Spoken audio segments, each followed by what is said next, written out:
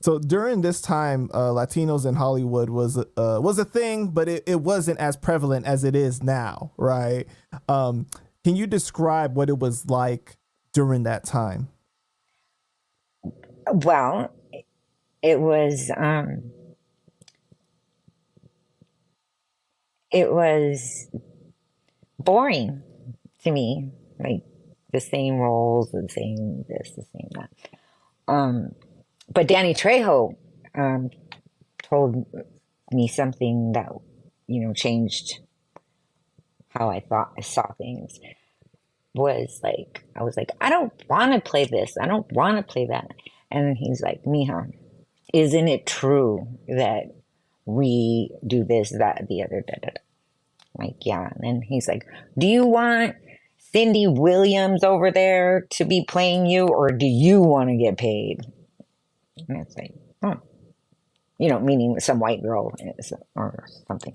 I'm like, oh, I never thought of it like that. And then so he gave me some analogy about Gone with the Wind, about how the black nanny got the best supporting actress, and they asked her a question, and her answer was really dead on. He knew all that. He knew the whole story. I can't remember it now. But it's something. He goes, it's something to be proud of. It's something. It's who we are. It's remember, this country couldn't run without us, and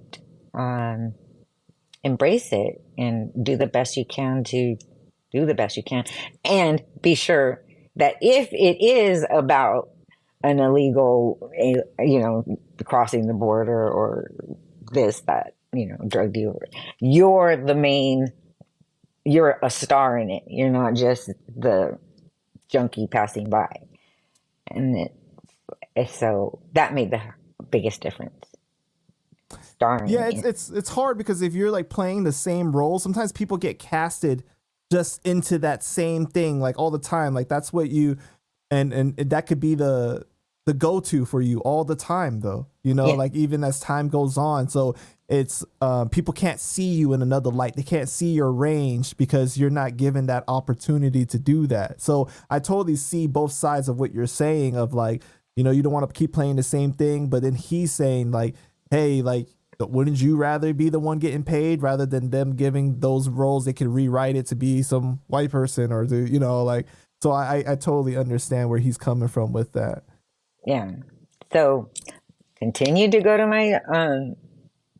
my agent's office and continue to make him submit me for all kinds of stuff. And I did tons of indie movies that I wouldn't have gotten had I not done that, So I played.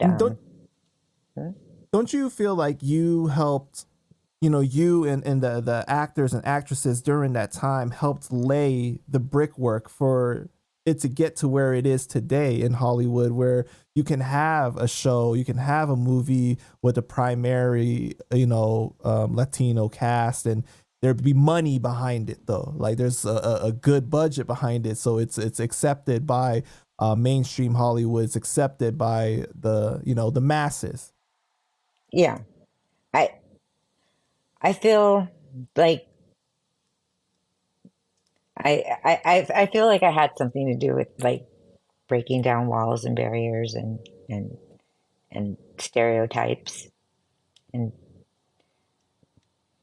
and like even interracial relationships, like I feel like the Wizards of Waverly Place was something. Do you know what the Wizards of Waverly Place is? No. Oh, it's Selena Gomez's first sitcom, and her mom's Okay.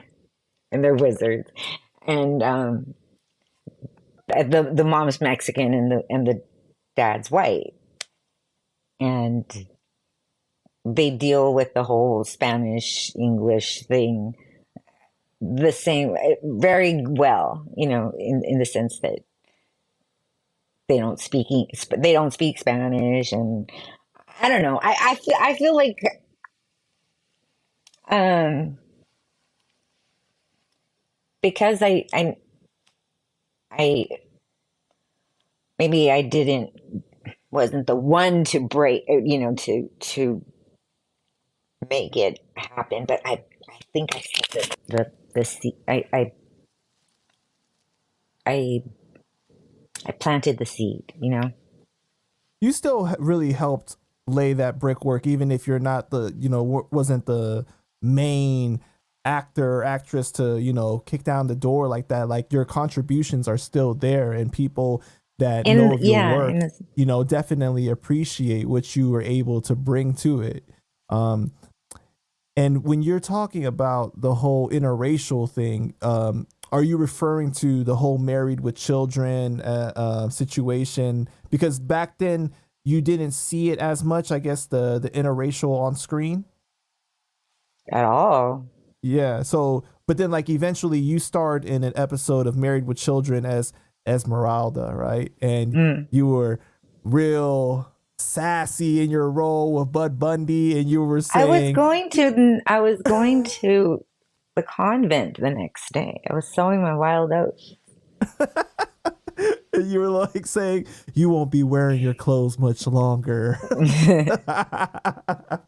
That was fun. That was the probably my favorite set and cast. They were such a family. They were so inclusive, so nice.